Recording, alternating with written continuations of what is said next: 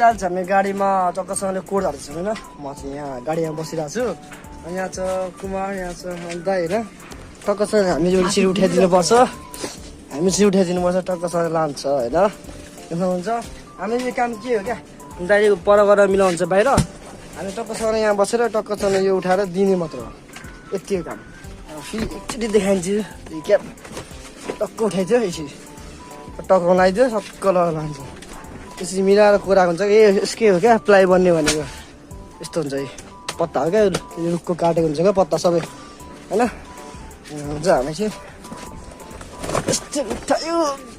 ढक्कसँग खासै भारी पनि हुँदैन है लबा चाहिँ